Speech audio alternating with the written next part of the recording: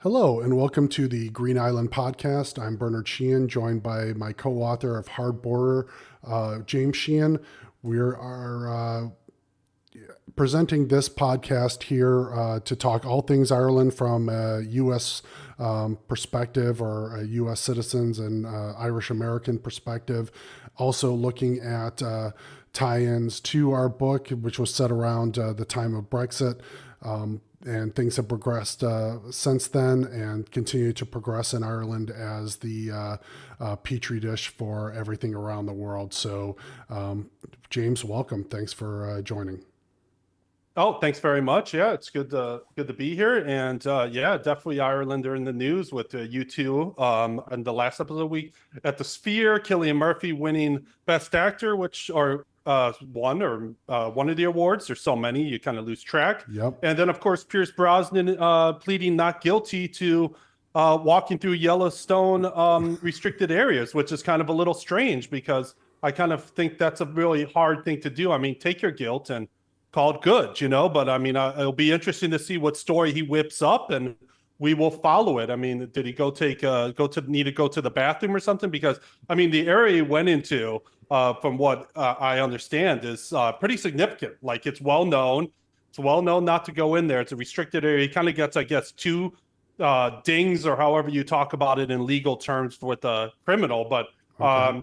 And then he walked through, like the area was called Mammoth Terraces, and it's a hilly area, but there's hundreds of features there, like geysers, mud pots, and it's very delicate. So like, just walking on it could ruin it, or it takes years to redo it. So like the paths are pretty well explanatory not to go off of it. But he applied for not guilty, or pleaded not guilty in a filing, so he didn't have to show up for court, but he'll be in court next month, I think around the 19th of February. And we will follow him because he's probably thinking I'm a celebrity and I'll get out of it. Mm-hmm. And if the judge is a political leaning Democrat judge, he'll let him off. Or within some reason, like he's still liable, maybe up to 6 years, 6 months in jail and a fine. But as you said in previous episodes, I don't think he's going to jail. But it's definitely a thing. And he was filming a movie nearby called The Unholy Trinity, and where he plays a sheriff. So just like every good actor, they never follow what they really do.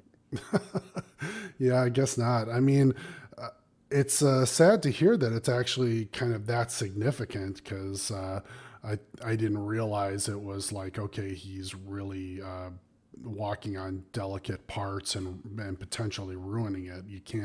You don't want to do that. We need to, you want to protect the environment and do all of that good stuff. But it's surprising that would be the case. So maybe if they're not going to throw the book at them, I mean, there's definitely that fine and stuff. So if even pleading not guilty versus just taking the penalty is an interesting way to go. I don't know. Maybe it is, like I said, more significant, and we'll continue to follow it. But obviously, it's in the papers too, so it's a big enough deal. And what was he thinking? Well, pleading not guilty, I mean, so that's a hard sell. And that will be the most interesting thing, whether the judge says, well, usually if you plead guilty, you kind of get that probation. But if you plead not guilty, like you're going to get the book thrown at you for trying to wasting court's time. So he better have a really good cover story, because going to the toilet somewhere just won't work. So No. let's see. But I mean, again, as I said, he's not really known as, or he's known as a great guy, but behind the scenes, from my internal knowledge, he's not. And so that high and mighty kind of character that he likes to play, might have come back to bite him, Yeah. with regards to the law. Yeah. Yeah. And, again, we'll follow it and continue to talk about it here. We also have, as you mentioned, Cillian. We've been following that as well, with him continuing to move through the award season for films, and with Oppenheimer.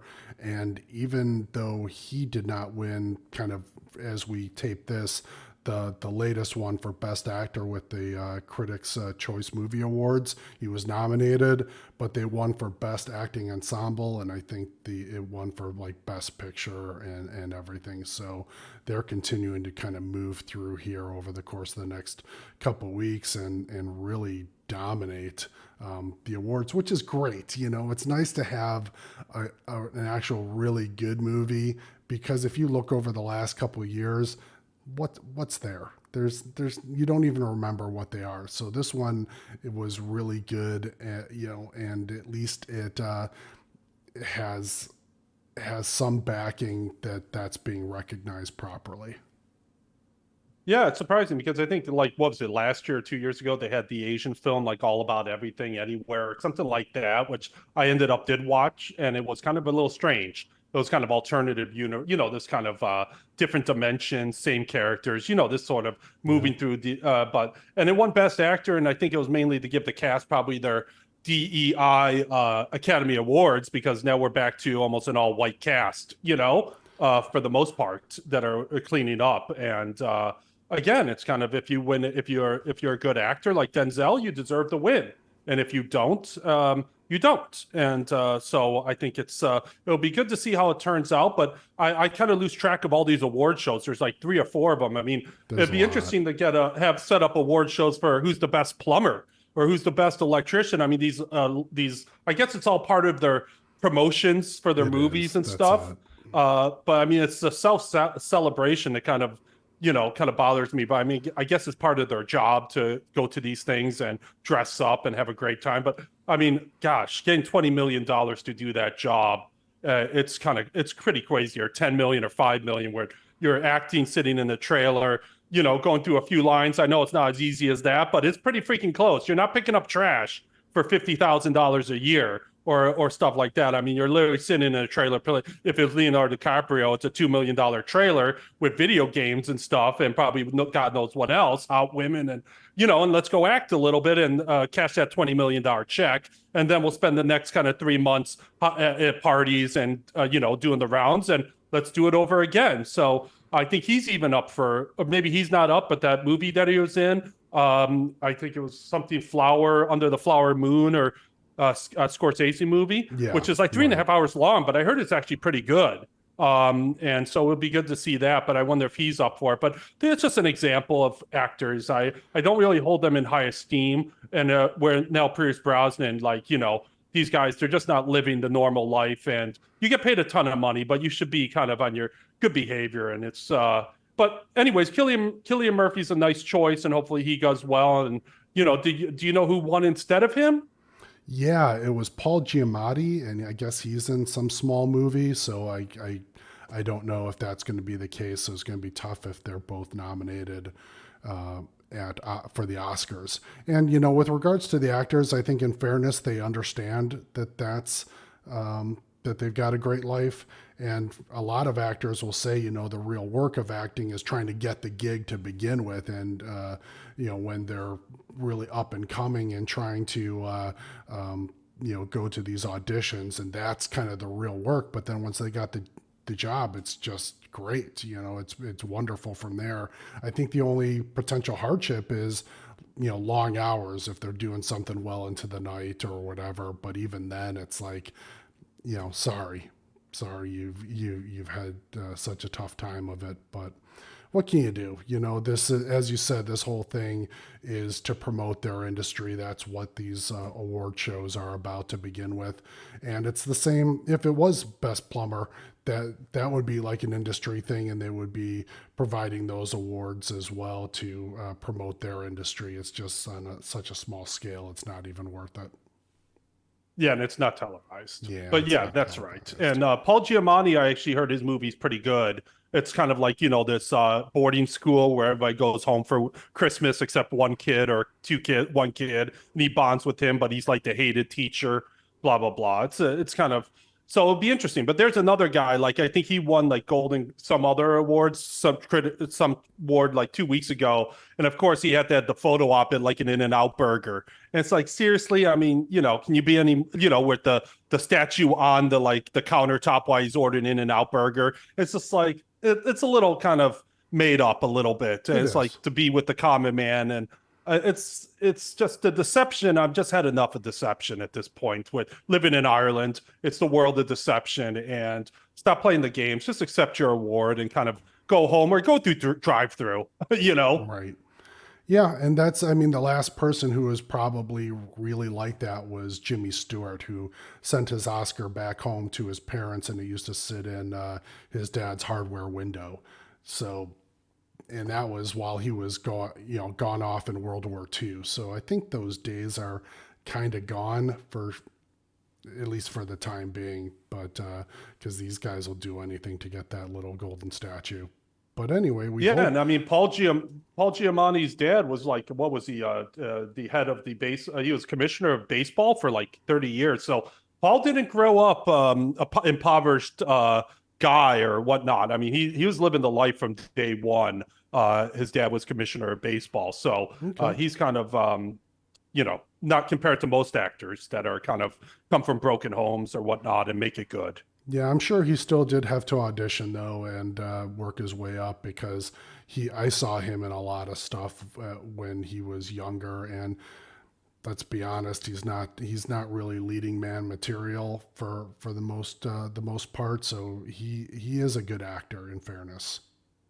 I agree with that. He's definitely a good actor, especially like the wine movie he did that he was up for an Academy Award, I think like 20, 30 years ago. But I'm just saying, like, it doesn't hurt. No, it doesn't hurt, especially when you're not making any money, and to have something of a family member supporting you, presumably, and things of that nature. So what can you do? It is what it is. I mean, they're living out in the land of make believe. It's nice, like I said, it's nice to have one movie that is actually decent that's in the hunt this year, and then to have that as kind of an Irish leading actor doing it and making it happen too. It would be pretty good to see if that came out. We'll see. Well, I guess I get like I was saying, we'll continue to follow it along and talk about it more as we get closer over the next couple of weeks. Excellent.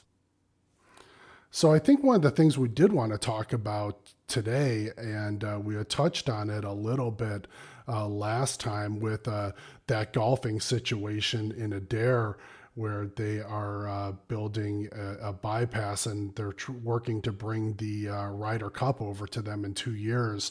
And there's a story there that it looks like it may not happen.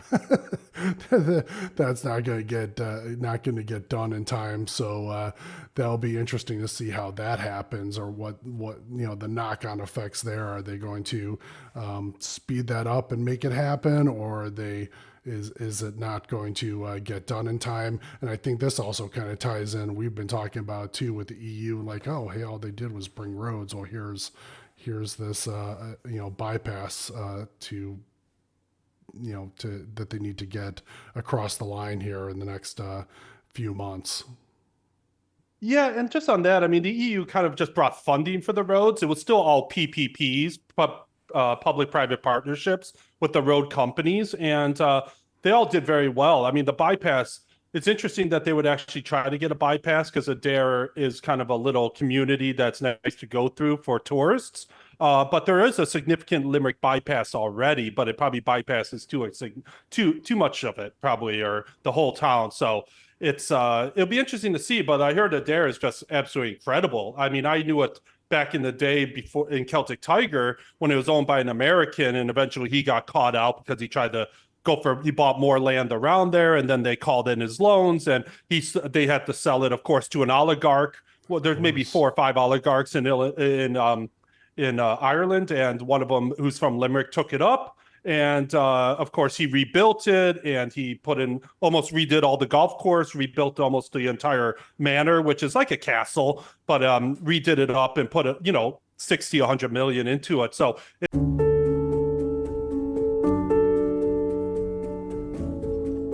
Well, we're at the end of an exciting journey where 21 months ago we started this project to do a complete redevelopment of the entire Adair Manor. This is really future-proofing to make it something very, very special here. We've got the addition of a brand new 42-bedroom block of rooms and suites.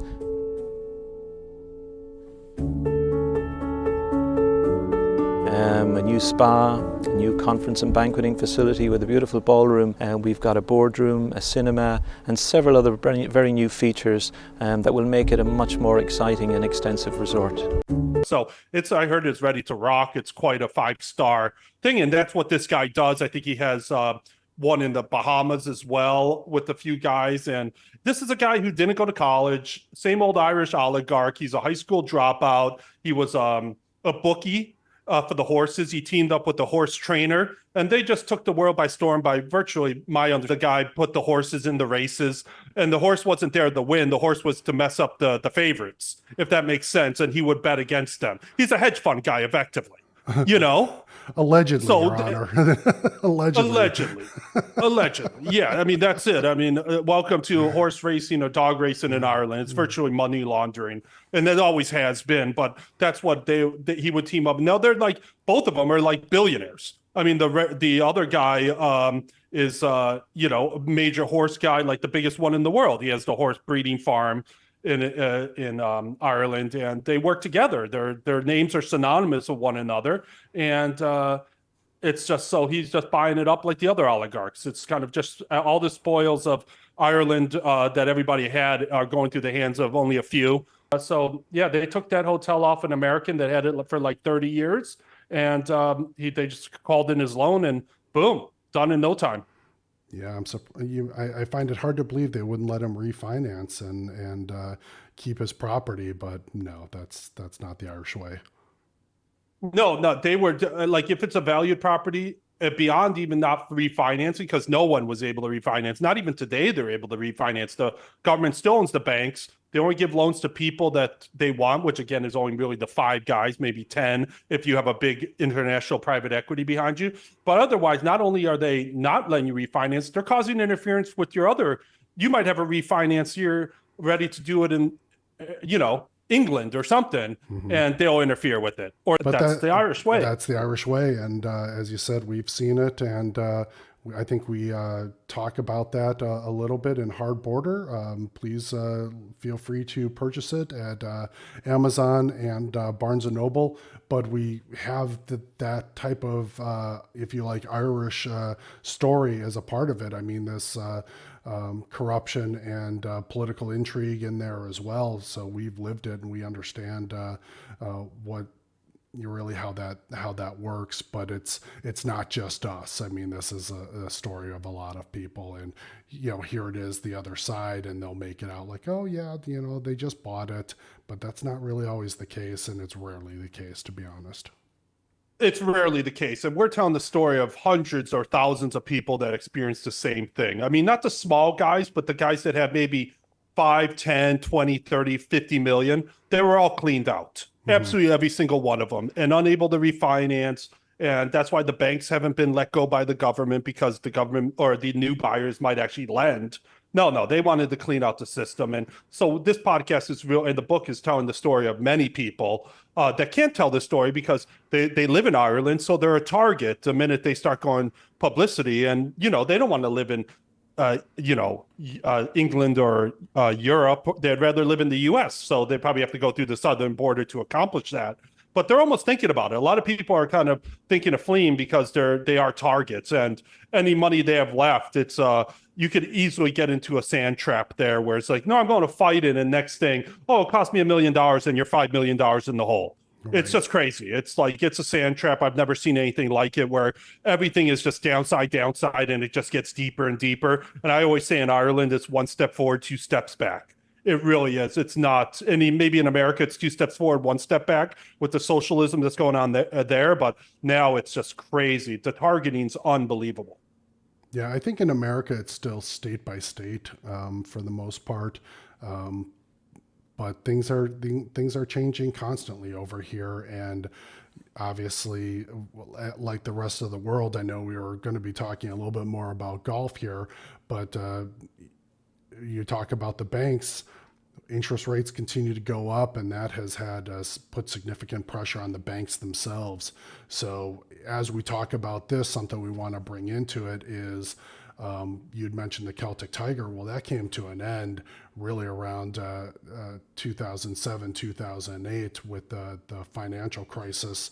And are we teed up for another one over here? Because that really seems to be the way it's going, based off of everything I'm reading, and a lot of it, just like it was before, is based on property. People being overextended on property and not being able to either refinance or get renters or get folks to fill up their Airbnb and all of this stuff. So essentially overpaying, and now it's going to be crunch time when it's time to refinance, especially here in the U.S. It's going to be a lot around commercial properties and offices where people are working from home more, and that's going to be a big deal. I don't know if that's the way it is in Ireland or not, but that's definitely going to be something that hurts us here. It's already hurting China, and we'll see how that goes in Ireland too. If that's going to be the case, I don't know if those are the dynamics in play there. Well, see, Ireland hasn't really built new stuff in a while. Maybe they complete it off, but it probably is the same. But again, the government's so intertwined with the American companies, and they have such a tight lock on the employees that they're all captured. So if they're, to keep the rents going, they're going to make them go in. But that's happening everywhere. And it's not just, this is just, again, like the Celtic Tiger, I believe it's all artificial. The inflation's all artificial. And so people are just getting squeezed on cash. Mm-hmm. And, oh, yeah, the inflation. Well, again, did you have to lock down the world for 2 years and continue doing it? But then are you bringing in illegals and into these economies? Like and it's just, there's too many people chasing, they're bringing their money with them. It's just all, it's just crazy. And these public systems like the government, well, I'm going to keep on borrowing so I can give to illegals to house them when in fact they have 500K in the bank and are about to buy a house down the street, but they're not telling the government, and they're saying they're asylum seekers. I mean, that's the problem. The governments are going bankrupt everybody because they're just printing money. And until the government stop printing money and not having financials behind it, the inflation's never going to get under control. So it's a nice excuse to then for the bump up interest rates across the board, make everything a lot more expensive. On top of everything else, like let's interfere with the logistics, the truckers. It's all artificial, and it's going to break everybody. So that again, when it comes time to sell and repossess, because again, Ireland was such a petri dish and it worked out well with Ireland, the Celtic Tiger. Now it's time to do it globally, so we can get the Bill Gates and the top billionaires to buy up everybody's stuff on behalf of whoever their leaders are. And that's how I see it. It's just, this is all artificial to squeeze everybody out. Well, it's also unmanaged to an extent. They're just letting immigration go wild. I mean, they really don't seem to have a handle on it versus, normal immigration, such as our parents experienced immigrating to America.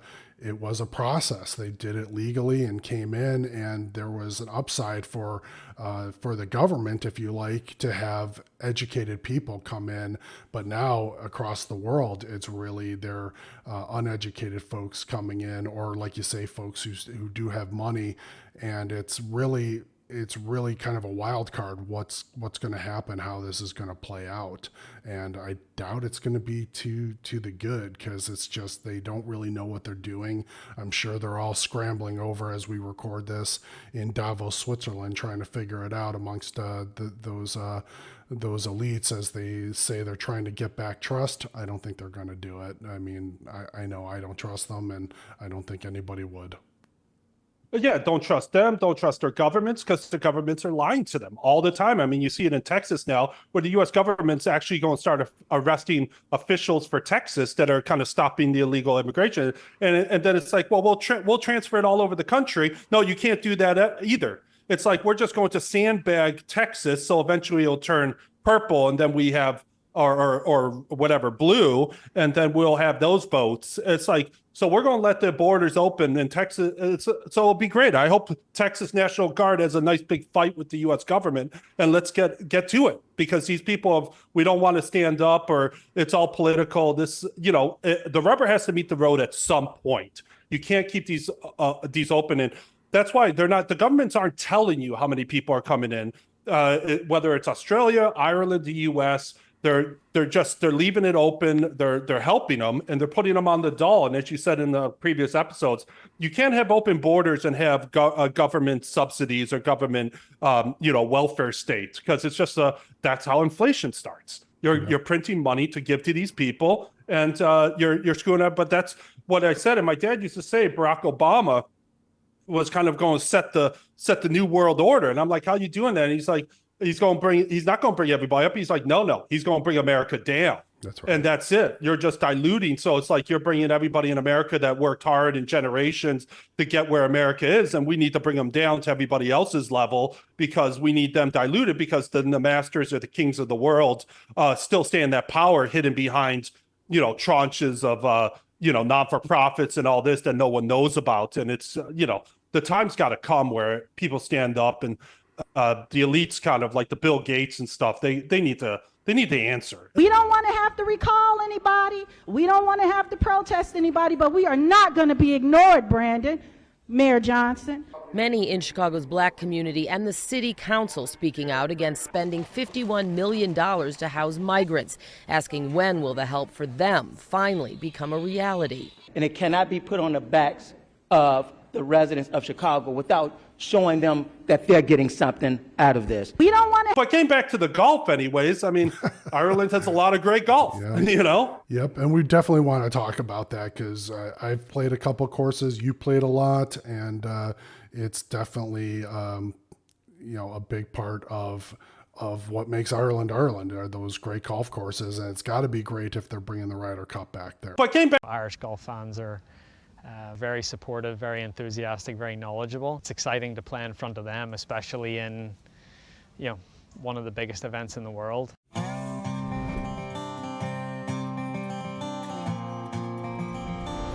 I've won a lot of things all over the world, but winning the Irish Open at the K Club, where the Ryder Cup was previously, was certainly one of the biggest achievements for me personally. And I know that it made a lot of my friends and family very happy as well, so just an added bonus.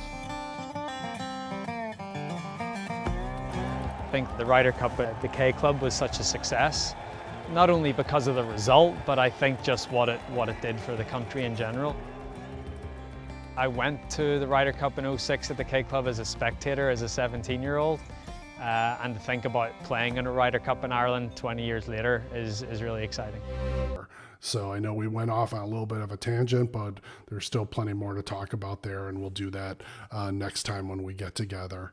So James, thanks for joining. Again, folks, just want to remind you about Hard Border, our first novel in the Green Island series, available on Amazon and Barnes & Noble.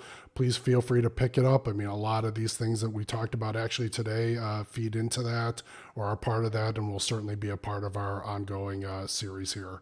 So, James, thanks so much for joining today. Yeah, thanks very much, Bert. All right, talk to you soon. Talk soon. Bye now.